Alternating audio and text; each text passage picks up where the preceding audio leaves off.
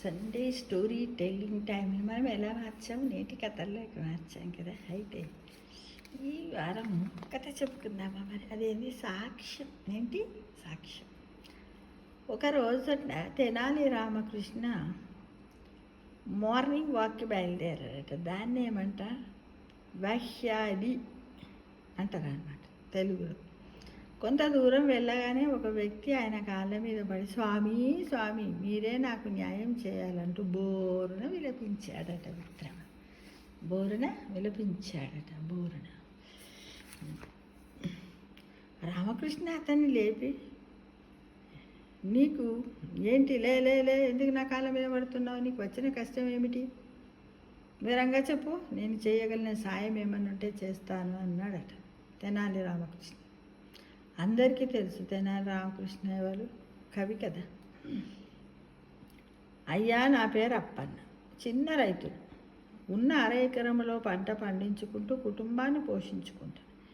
ఈసారి పెట్టుబడి నిమిత్తము సుబ్బయ్య శెట్టి దగ్గర 10 వరహాలు అప్పు చేశాను. అప్పు ఇచ్చినప్పుడు నా చేత అప్పు పత్రము రాయించుకున్నాడు, వేలి ముద్ర వేయించుకున్నాడు. నిన్న ఉదయం అప్పు తీర్చి ఆ పత్రం ఇవ్వమని అడిగితే ఎక్కడుందో చూసిస్తాను అన్నాడు. ఈరోజు వెళ్తే నువ్వు అప్పు తీర్చాలి కదా, అప్పుడు కదా పత్రం ఇచ్చేది అంటున్నా. అప్పు తీర్చినప్పుడు ఎవరు సాక్ష్యం లేరు. అప్పు తీర్చినప్పుడు నాకు మీరే దిక్కు అని మొరపెట్టుకున్నాడు అప్పన్న. గతంలో కూడా సుబ్బయ్య శెట్టి మీద ఇటువంటి ఆరోపణలు విని ఉన్న రామకృష్ణ, సరే నేను చూసుకుంటాను, నువ్వు ఇంటికి వెళ్ళు అని పంపేశాడనమాట.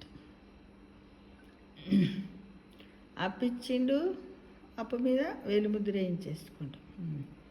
ఈయన పోయి అప్పు తీర్చినాక కాగితం ఇవ్వాలి, అది ఇవ్వట్లేదు.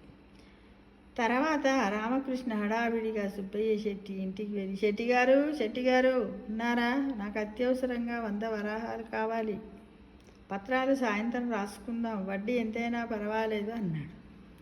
కవిగారికి ఏదో అత్యవసరం కలిగినట్టుంది అనుకుంటూ శెట్టి వడ్డీ లెక్కలు చెప్పి 100 వరాహాలు ఇచ్చాడు.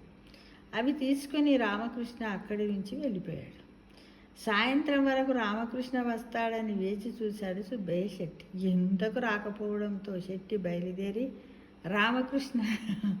తెనాలి రామకృష్ణ కవి ఇంటికి వెళ్ళాడు. ఇంటికి వచ్చిన శెట్టిని చూసి, ఎవరు మీరు అని అడిగాడు రామకృష్ణ. ఆ మాటలు విన్న శెట్టి తెల్లబోయాడు. ఏంటండి అలా అంటున్నారు, అదేమిటి కవి గారు, ఈరోజు ఉదయమే నా దగ్గర 100 వరాహాలు అప్పు తీసుకుని సాయంత్రం పత్రాలు రాసుకుందామన్నారు కదా, మీరు రాకపోయేసరికి నేనే వచ్చాను అన్నాడు శెట్టి. నేనా, మీ దగ్గరనా వరహాలు అప్పు తీసుకున్నాను, 100నా, భలేవారే ఎవరికి ఇచ్చి ఎవరనుకుంటున్నారో అన్నాడు తెనాలి రామకృష్ణ కవి. మీరే కదా ఉదయం నా దగ్గర అప్పు తీసుకుంది అని శెట్టి వాదించాడు. సాక్ష్యం ఉందా అన్నాడు రామకృష్ణ.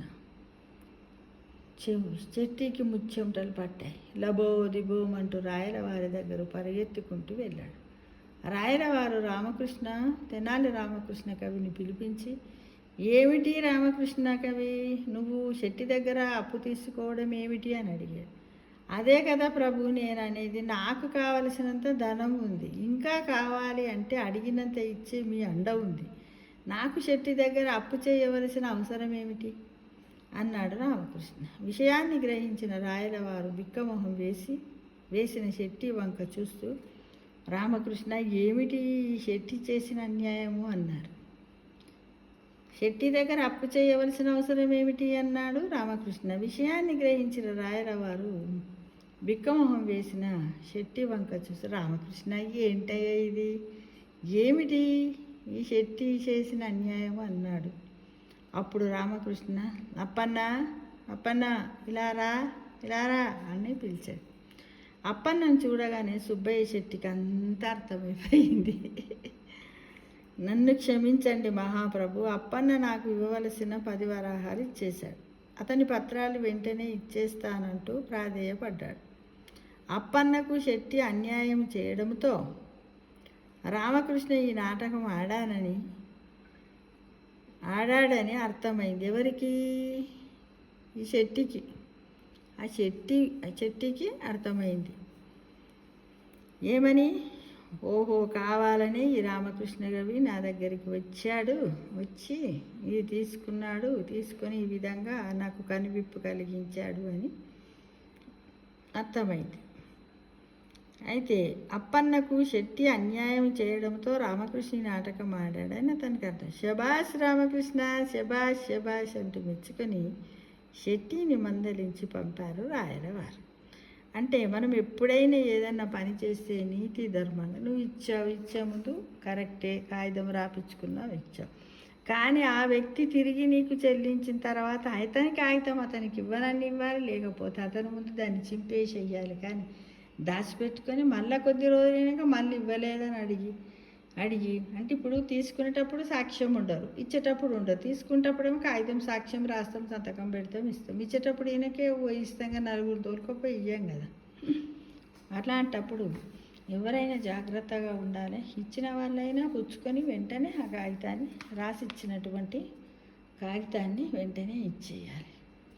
కానీ ఇలా అతను చేసినటువంటి సుబ్బయ్య శెట్టి చేసినటువంటి అన్యాయాన్ని ఎలా నిరూపించాడో చూడండి తెనాలి రామకృష్ణ కవి. అతనికి బుద్ధొచ్చేటట్టుగానే నాటకం ఆడి చూపించాడంటే ఈ రోజుల్లో సొసైటీలో కూడా చాలామంది ఉంటారు మిత్రమా. అందరూ తస్మాత్ జాగ్రత్త, అప్పులు తెచ్చుకోండి, తీర్చండి, కానీ కాగితాన్ని తీసుకోకపోవడం మాత్రం మర్చిపోవద్దని అందరూ కూడా తెలుసుకోవాలి. అవసరాలు పడతాయి. ఎంతటి వారైనా అప్పు చేయకుండా ఉండలేరు. చెయ్యండి, నీతి నిజాయితీగా తిరిగి ఇవ్వండి. తీసుకున్న వాళ్ళు కూడా వాళ్ళు రాసిచ్చినటువంటి పేపర్ను తిరిగి నీతి నిజాయితీగా వాళ్ళకి ఇవ్వాలి మిత్రమా. ప్రతిదానికి సాక్ష్యం ఎవరు?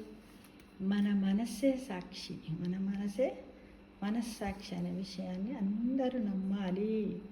ఎవ్వరు చూడకుండా మీద ఈశ్వరుడు ఉన్నాడని మనము అనుకున్నప్పుడు ఎలాంటి అన్యాయాన్ని, అధర్మాన్ని చెయ్యలేమనే విషయాన్ని ఈ కథ ద్వారా తెలుసుకున్నాం.